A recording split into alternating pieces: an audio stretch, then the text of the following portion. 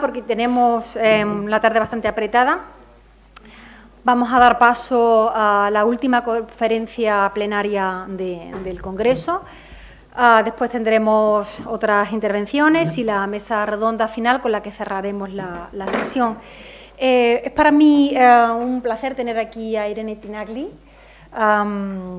Estuve detrás de ella mucho tiempo, pero finalmente conseguí contactarla porque era un elemento fundamental para entender todo lo que estamos hablando sobre economía creativa, sobre desarrollo regional, sobre desarrollo local.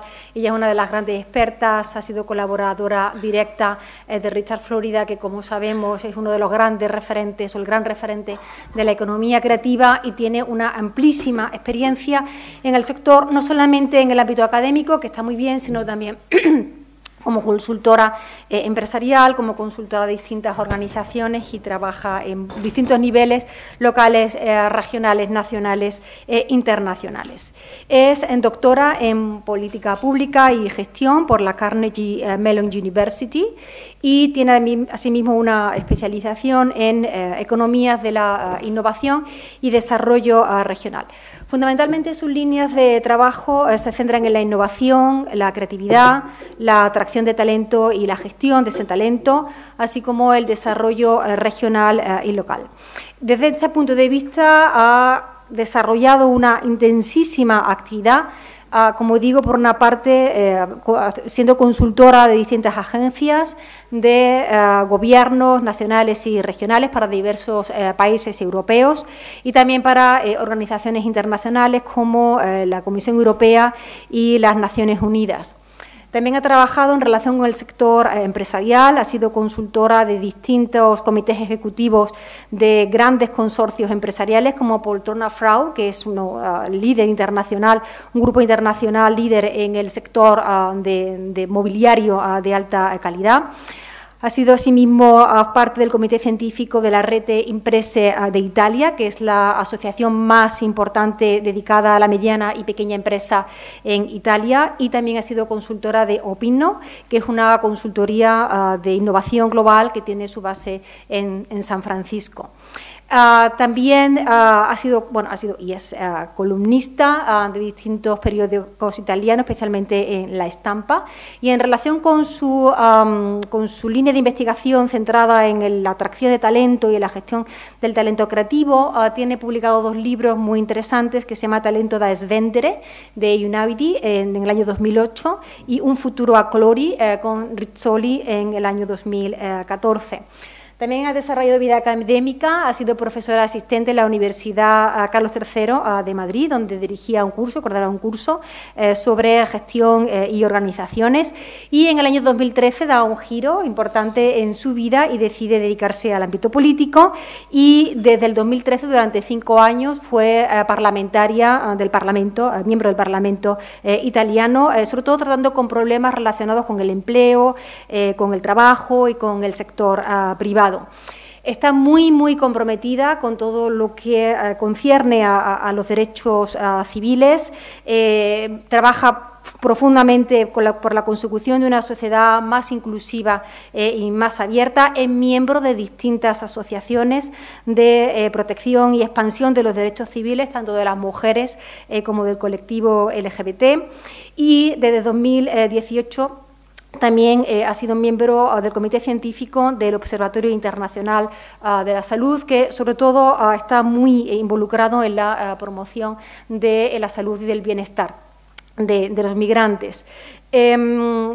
está también igualmente comprometida y también trabaja en cuestiones que tienen que ver con la inclusividad y con la diversidad como motores de la innovación. En ese sentido, contribuyó a la elaboración del Index Tolerance Index, el índice de tolerancia, y al Global Creativity Index, que los dos aparecen en el libro que todos conocemos de Richard Florida, de The Flight of the Creative Economy, que es el gran referente de la economía creativa, y distintos índices sobre diversidad que están utilizándose ahora como referente en distintas ciudades y países europeos.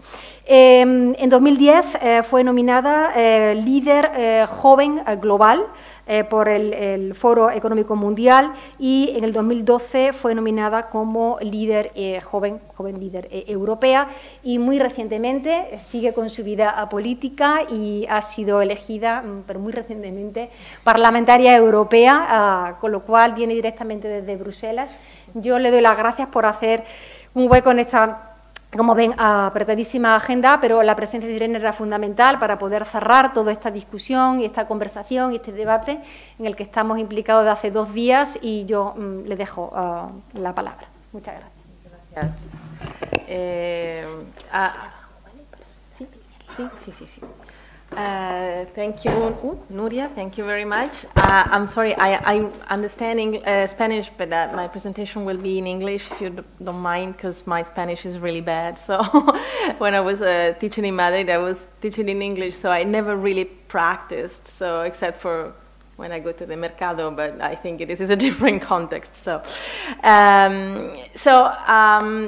I'm really happy to be here and talk about what has been a line of investigation of my academic life before I entered politics. I wasn't sure exactly, so what I would like to tell you is just trying to be brief excursus on the research that I've done on creative cities, on the impact of the creative economy on urban development, cities and regional developments, and where we are now. So it's possible, I wasn't sure because the audience was very different, so some people have different backgrounds, so I apologize if for some of you will be boring, repeating things you already know, but I just wanted to make sure that everybody was on the same page.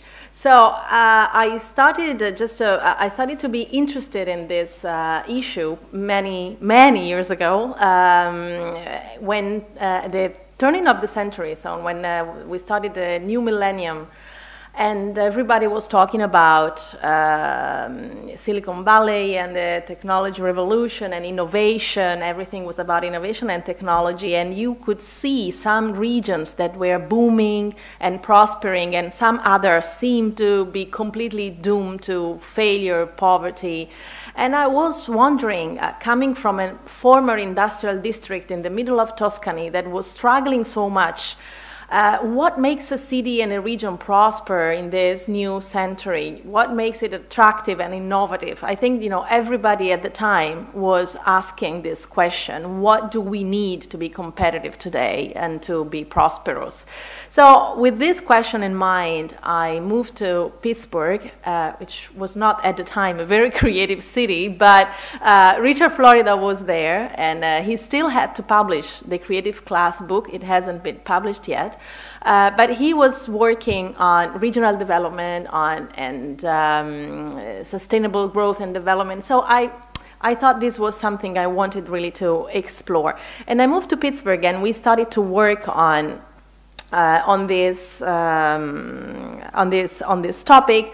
Everybody was talking about the tech revolution, but what we realized is that actually this is a phrase that Peter Coe in Business Week wrote in 2000, and I think this really gives an idea of what was going on at the time. Actually, it was something that was going far beyond technology. He said the turn of the millennium is a turn from hamburgers to software, and software is an idea, hamburger is a cow. So I think it is funny, but it gives an idea of the great shift from an economy based on physical inputs to an economy based on ideas and creativity. And that's what gave rise to the creative economy, what we call the creative economy. So, and the interesting thing is that for the first time we were starting to talk about creativity from a different perspective, because up until that moment creativity was mostly intended as an individual-based concept. So you are a person, either you are creative or you are not creative. It could be related to your family, to what you have studied, but we hadn't talked very much about creativity as a socioeconomic concept. So that was something that we started to do at the time. And also we started to discuss, to rethink the role of place. So since creativity is not just about a person, but it can be about a region, a city, a community, there must be a role of place. This also was something new that came up at the beginning of the century, because actually in the 90s, when we started the whole technological revolution, the internet and everything, we had all these experts that were making completely different predictions in terms of the role of place. Because people says, with all the new information and communication technologies, basically we don't need to be in any specific place. So place will not be important anymore. It doesn't matter if you live in San Francisco or if you live in the middle of a Tuscan countryside, you can work and live and be productive from everywhere. So all these articles in The Economist and Wired and Fortune and even in academia, distances fade away, distance is dying, and so and so. But actually this was not what we were seeing at the beginning of the millennium. So what actually we were seeing, this is a very old projection that Richard Florida did for an article on the Atlantic Monthly. These are the projection of light emissions from different cities in the world, and you can see, the world was absolutely not flat. You remember the book, the world is flat. The world doesn't seem very flat from here. So this means that we actually were seeing a high concentration of human activities in very few hubs. The only difference from the past is that you could see these spikes in the far east of the world, which was something new compared to 50 or 30 years earlier, but it was still very concentrated. And actually just 10, 15 years later, the economists said, well, the revenge of geography. So place still matters, but in different ways. So of course, it's not just about the land price, the raw material, and not even science parks, because many people thought we could spur technological development by building science parks, but actually what appeared to be crucial was the really human creativity, the ideas, the intelligence. And what we realized is that these activities, the human creativity, actually tends to cluster even more than physical input and older factories. So the question is, how do you compete in this different scenario? So this became the buzzword in the early 2000s, attracting, retaining, stimulating, and leveraging talent and the so-called creative class.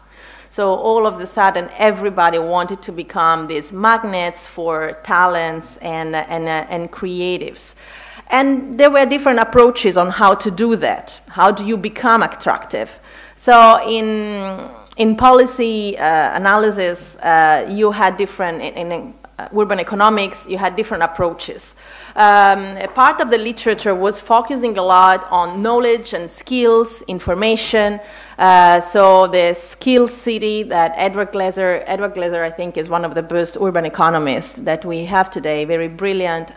He's at Harvard, and he was doing a lot of analysis on how talent, so the ability to attract a high human capital base for a city was crucial to develop. So the more skilled workforce you have, the more talent, universities you have, and the greater development you will have. Others focus more on the culture, the recreational theories, and recreation and consumption. Glaser himself was working on this, consumer city, entertainment city. Terry Clark at Chicago was working a lot on this, on the role of amenities, cultural amenities. Of course, if you look at these things alone, the skills, the universities or the research centers, the technology, the amenities, they are, what we realize that sometimes you fail to explain everything. So you could find cities that had, like Pittsburgh at the time, amazing knowledge base, amazing skills, universities, human capital, one of the best skilled workforce in the United States, but still at the time was really struggling, was not growing, was not attracting talent and companies. They had a lot of talents because they had good universities and research centers, but as soon as the people got their PhDs, they would go away, and I was one of them. So I left, and even all the spin-offs, the technology spin-offs, Yahoo, Lycos, they were born in Pittsburgh, but after 2 or 3 years, they would fly away. So Pittsburgh had a huge knowledge base, but didn't manage to keep the talent. So obviously that was not enough. Culture and recreation alone had the same problem. Some cities had invested a lot in cultural activities, but they lacked the jobs opportunities or the skill base, and they were struggling in promoting a really sustainable development to become a real creative economy. Then there was a third approach that was really interesting, and this was kind of the turning point. It traced back to, Jane Jacobs, who was always, she was an urbanist in the 60s, claiming the importance of diversity and the social context in urban development. And Annalise Saxenian at Berkeley was one of the first scholars that tried to explain the Silicon Valley phenomenon, not just from a technological point of view, not just talking about the engineers at Stanford, but talking about the social context, the social fabric that you had in Silicon Valley and California. And Annalise started to remind us that California was a region where you had, since the 70s, you were attracting engineers from Asia, China, India, and actually a huge chunk of the innovation that we were observing in the late 90s were created by this kind of people, immigrants and people coming from all over the world, coming there and finding the right social context to be productive. And the fact that they were communicating and talking to each other. And the Silicon Valley is a very peculiar context. So everybody knows each other, even if they work in different companies, but they are all across the street, so maybe they meet in the evenings in the same coffee shops, on the same restaurants, they talk to each other, they have barbecues on Sundays. So she did this very interesting sociological analysis of the kind of openness and social context that was prelusive to creativity and innovation.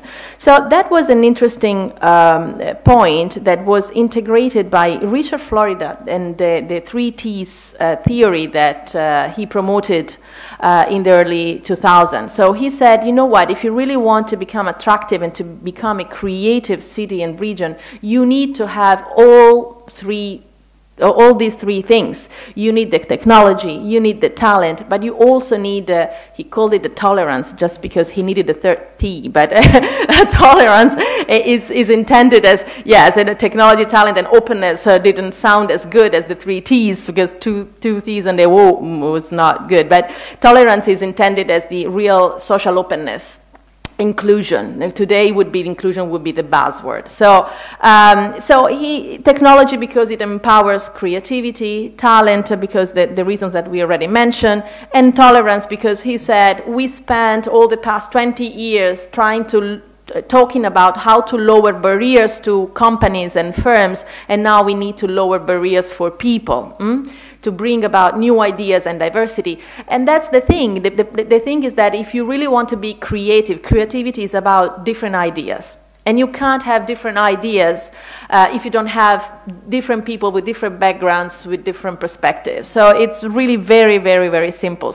Teresa Amabile, she's a major expert in creativity at Harvard, and she said creativity is like when you playing, it's like balls hitting, and every time they hit, a new idea spring up. The more you have and the more ideas. So it's about having a lot of different people, different minds that hit together and they spring new ideas. So that's the thing. So what we did, we started to do some empirical evidence to see how this 3Ts theory was working in explaining regional and city development. So we started to look and collect data and indicators on all these 3 dimensions. So we had indicators for technology, patents, innovations produced, high-tech centers, technology employment, but also talent, human capital, and openness, the diversity of the social demographics of a city,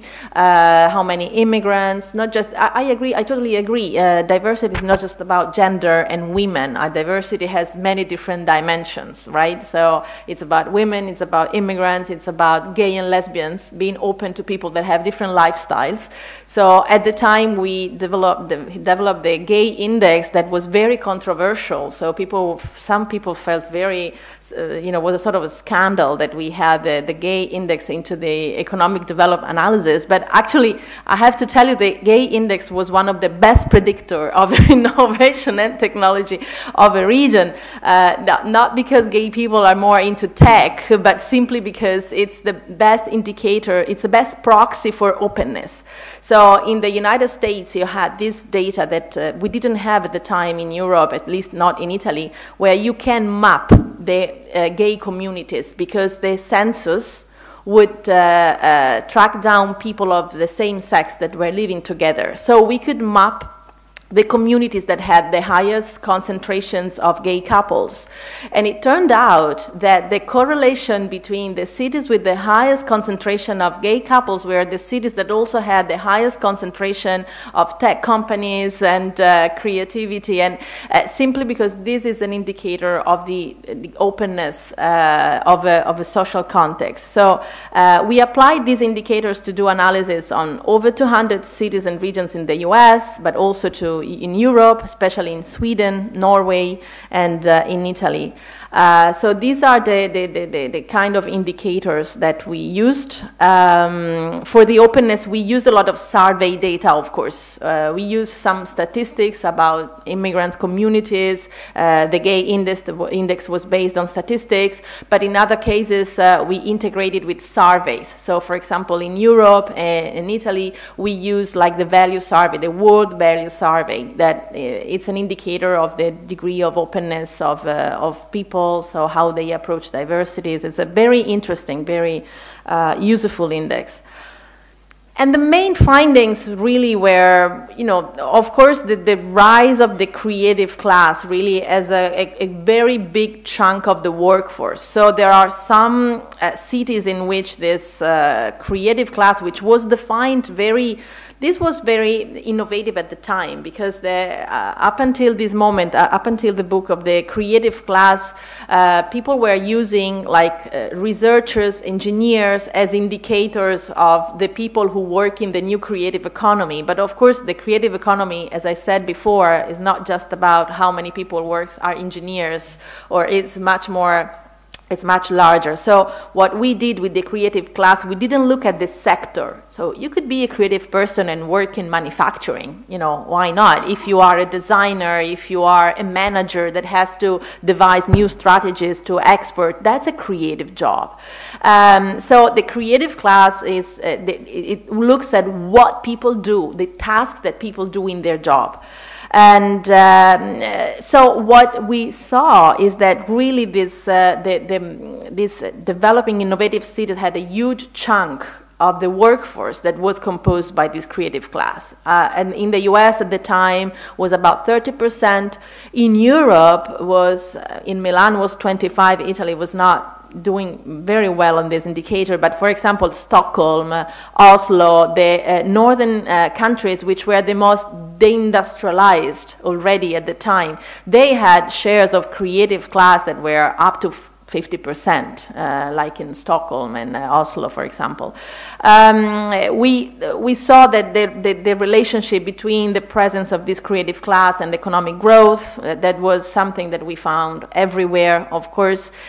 One thing that really amazed me and amazed us was how much concentrated these creative assets are. It's unbelievable. talents want to live close to other talents. Creative people want to live close to other creative people. It's extremely concentrated. And also creative outputs is extremely concentrated. Patents. More than about half of the patents in Sweden are produced in Stockholm, and in Norway are produced in Oslo. 1/3 of the patents in Italy are produced in Milan. So it's extremely concentrated, much more than the older economy. So this is something that had to be taken into consideration. We'll talk about that later when we think about the policy implications. What does that mean? When you have so many people, creative people, that want to live all in the same place, and then, you know, the drivers, looking at the drivers of these creative class concentrations, of course, some of those I already mentioned. The role of tolerance and culture, that was something we found everywhere. The correlation between social openness and the development of innovation, attractiveness with respect to talent, it was amazing. I'll show you a couple of graphs later. The same with the relationship with talent, tolerance and talent. They're very, very close. Creative class and talent, they correlate very closely. One thing that I did in my personal research for my final dissertation was also the role of beauty and aesthetics, which is something really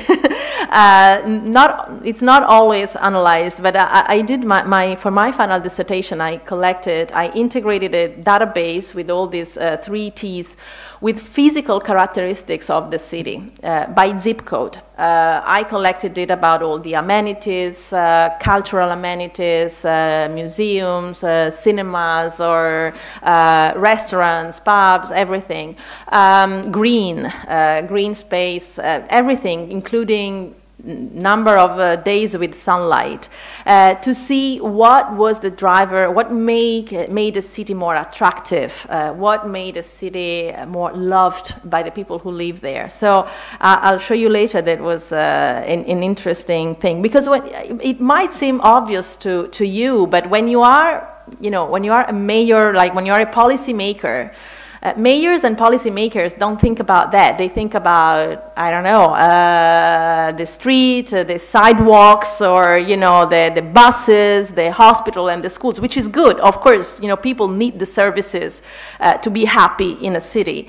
But when they think in terms of how attractive is this place, how much do I want to live in this place, they don't think about the bus. The first thing they look at is what inspires me.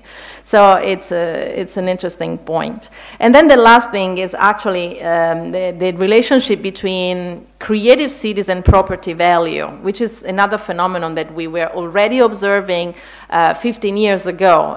The cities that were becoming more creative, more attractive, were experiencing a sharp increase in property value, which was something that at the time people were very happy about. So if you have a city that is coming out from a long depression, people are very happy if the value of their property increases, because that means we are all better off.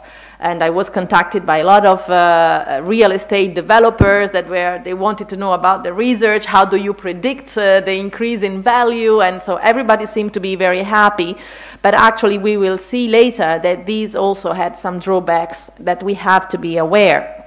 So these were the graphs that I promised. So the relationship between tolerance, cultural openness, and the concentration of creative class is amazingly positive.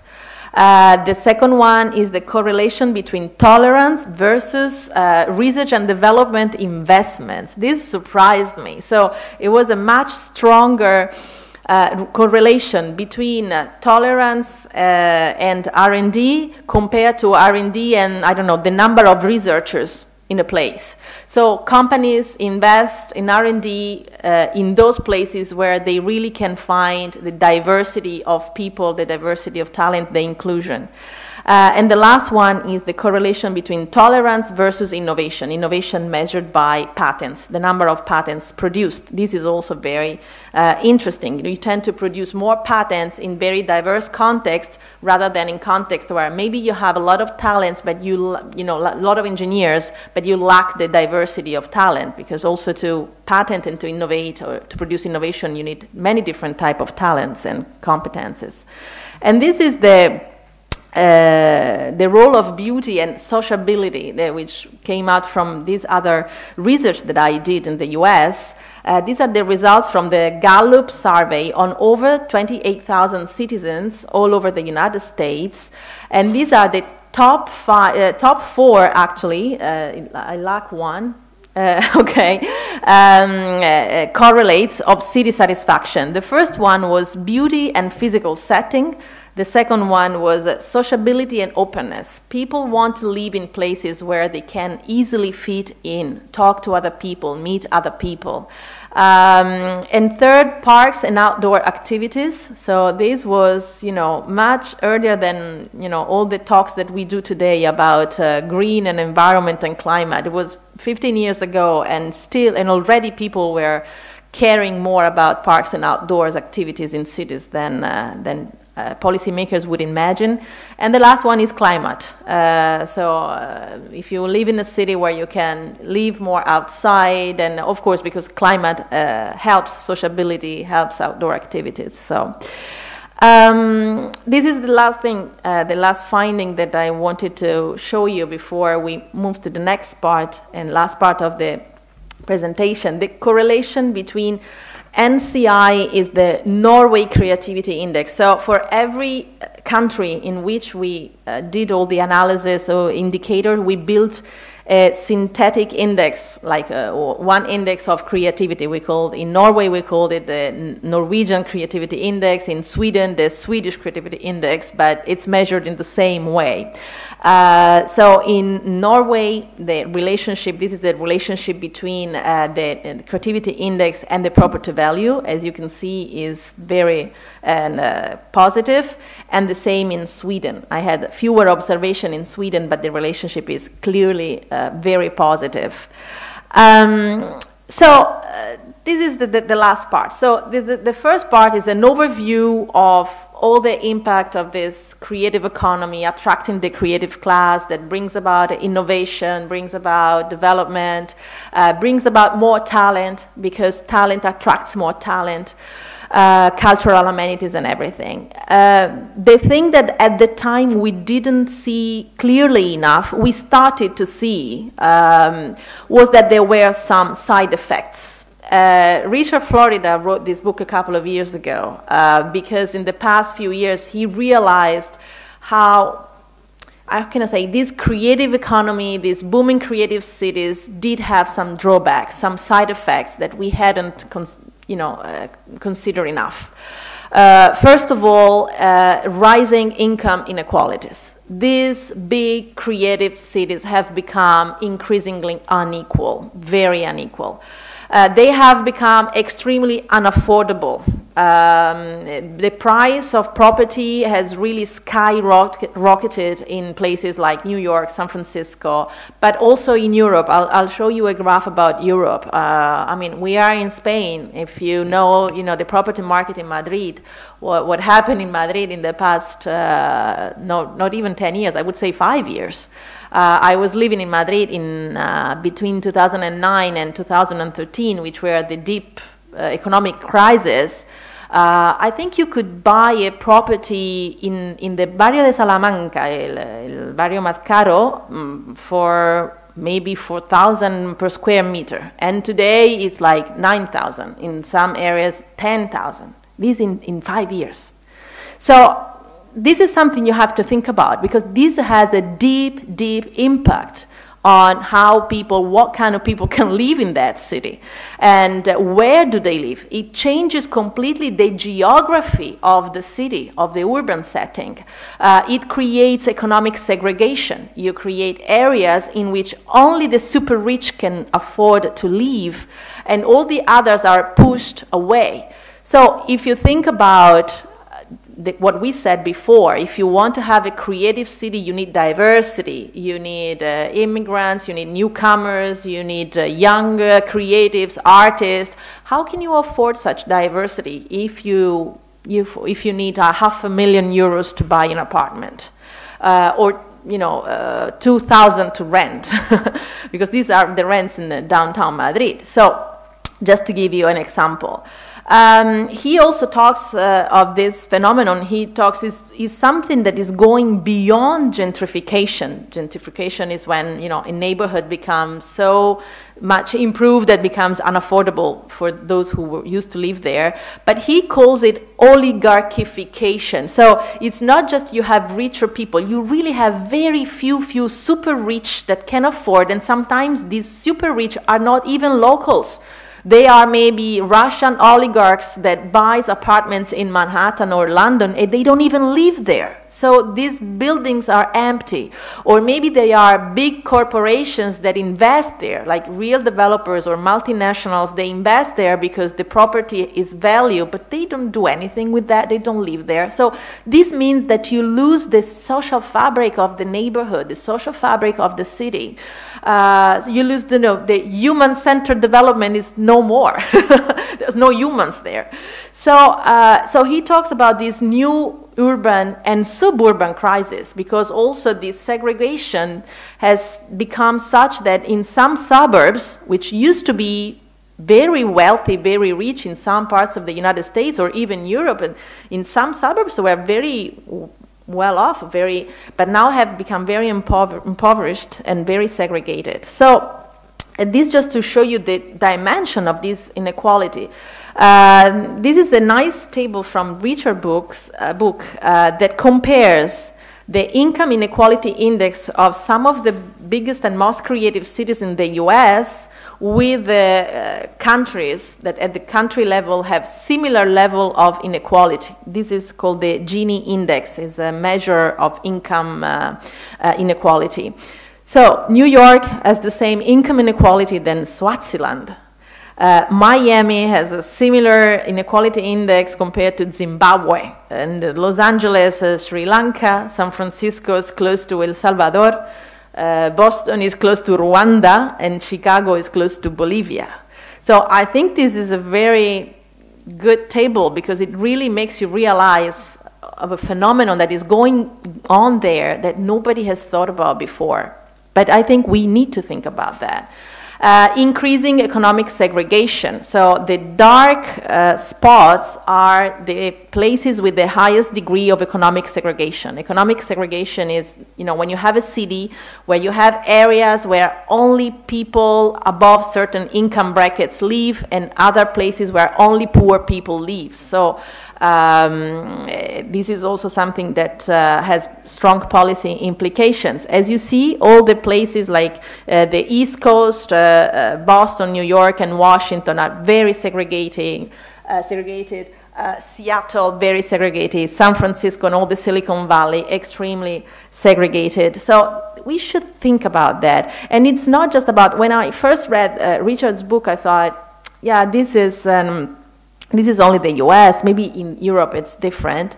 But then I found these other research, these are only 12 cities. Actually, sometimes I regret not doing research anymore right now because I would love to do more research on this.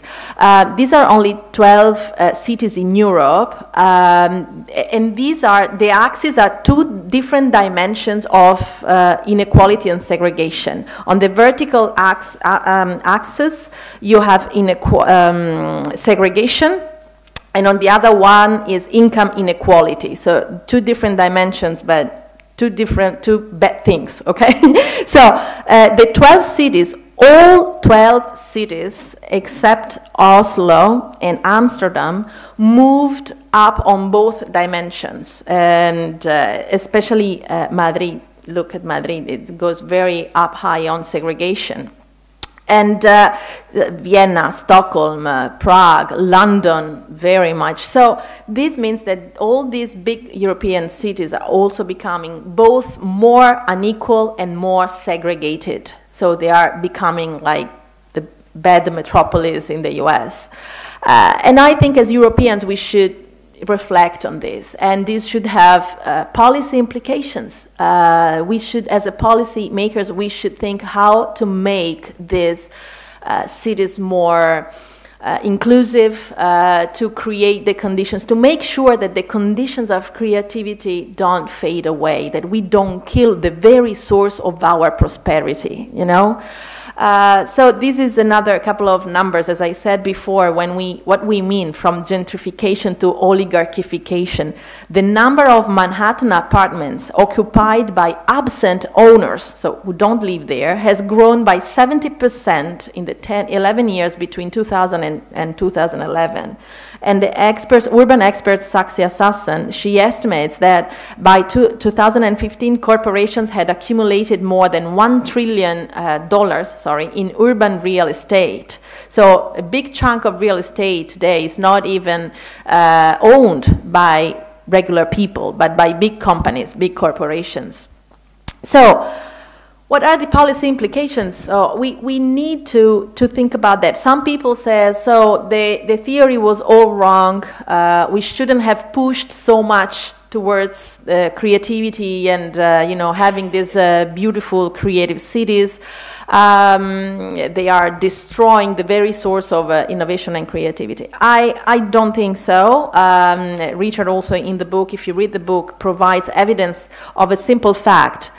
If that was true, we would see non-creative cities that are better off than the creative ones, and that's not the case. Actually, the cities that didn't manage to engage with the creative economy are faring much, much worse. So they have a lot of poverty, crime. So obviously, the creative economy for a city, it's still a very powerful engine of growth, of wealth creation, of attractiveness. And also creative industries, despite the rising prices, the unaffordability, they are still very much concentrated in these cities. So these cities, despite all the problems, they are still hubs of creativity and creative industries. So we haven't destroyed that.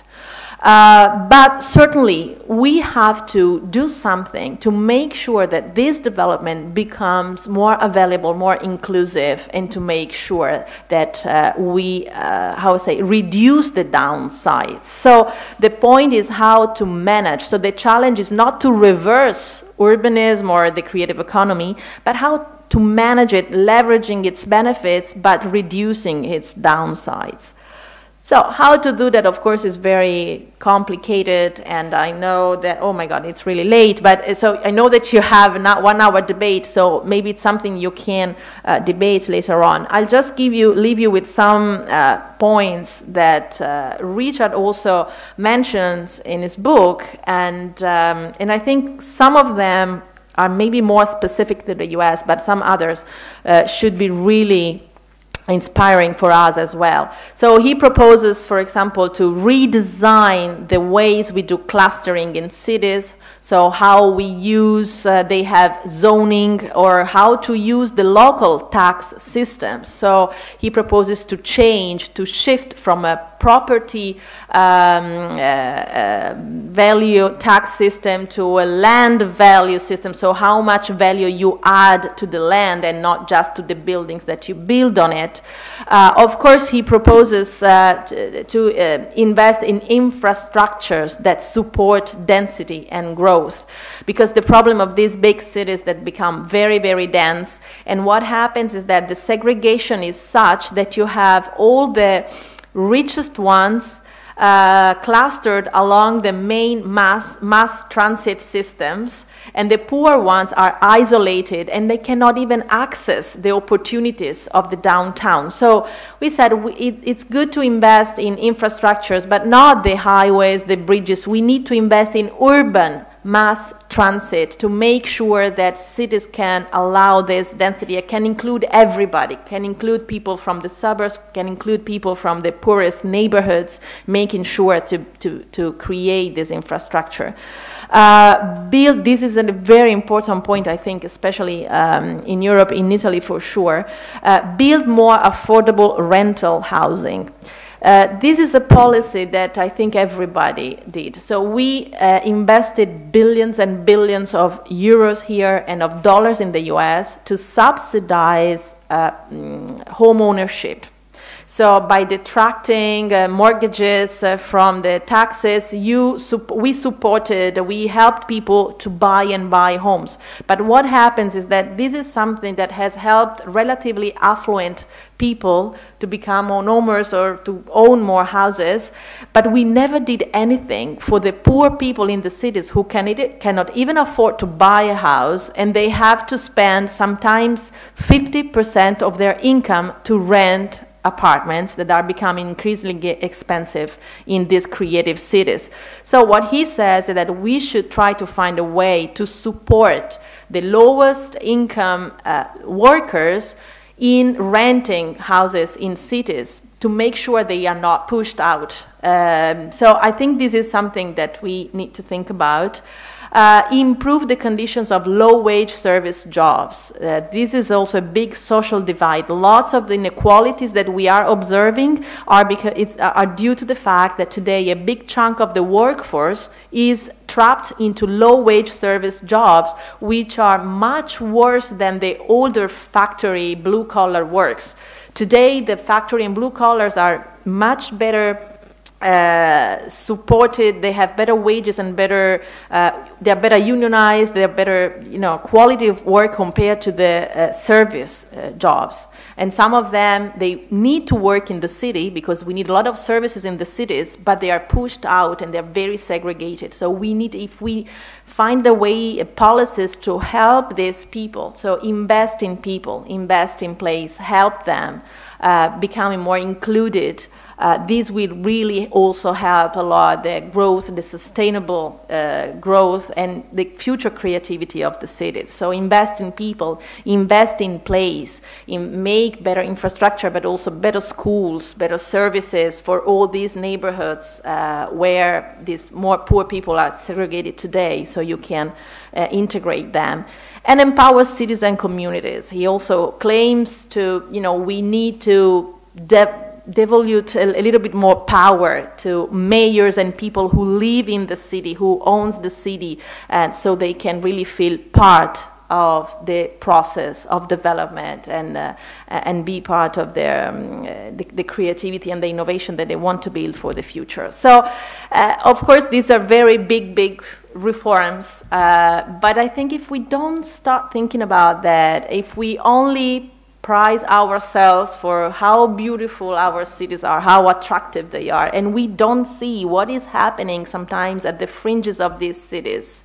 When we'll see them, it will be too late. It will be too difficult to manage these downsides. So, thank you very much.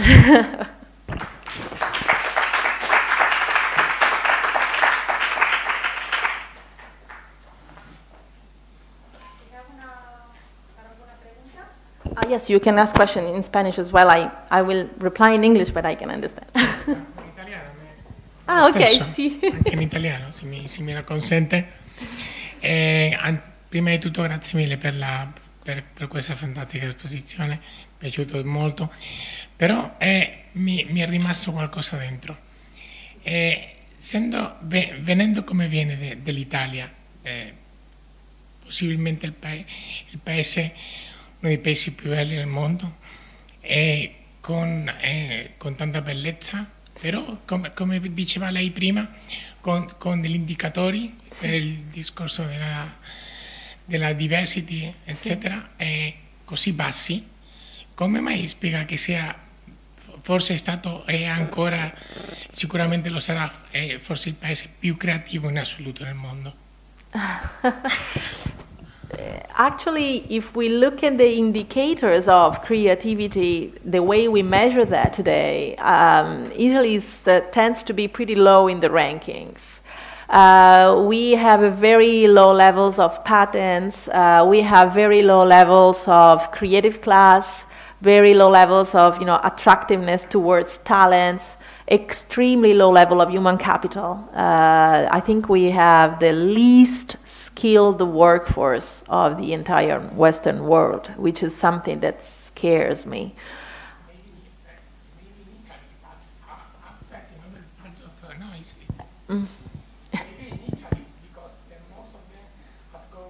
Oh yes, because they emigrate. Yes, yes. I know, of course, but this is the symptom that something is not quite right. So this is actually the first book that I wrote, Talento da svendere, which could be translated, I don't know, talent on sale, I don't know, something like that, is that it came from these, because in Italy everybody prides themselves, ourselves, we are Italy, we are creative, blah, blah, blah. And then I was doing research on this indicator and said, look, maybe you are so creative, but nobody noticed today because it's, you are in the lowest part of every ranking on innovation. So maybe you're very creative, but you are not able to turn this creativity into innovation, into growth, into,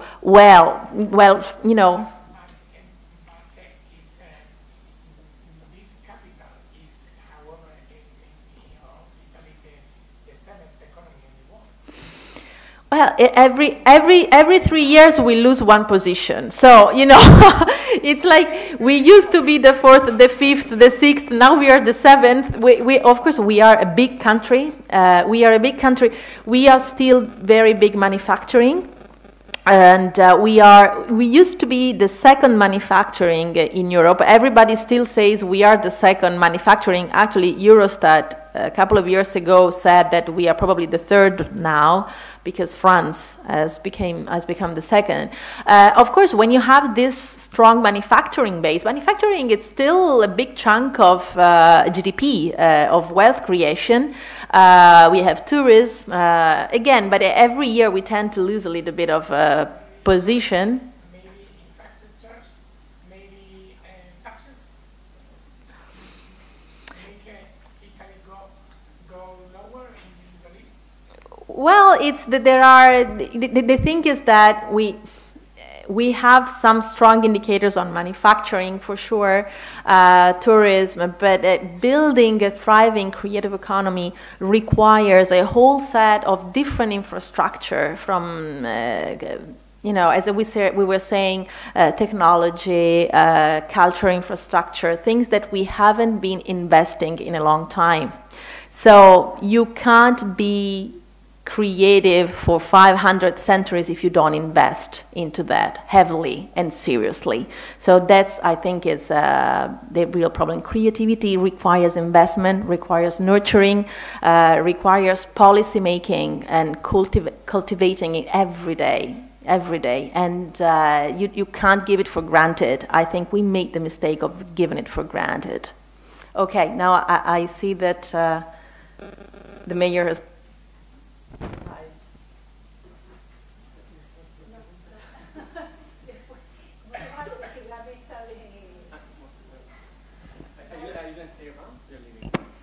I was okay, but if there are, I didn't see other questions, so I don't know if there are.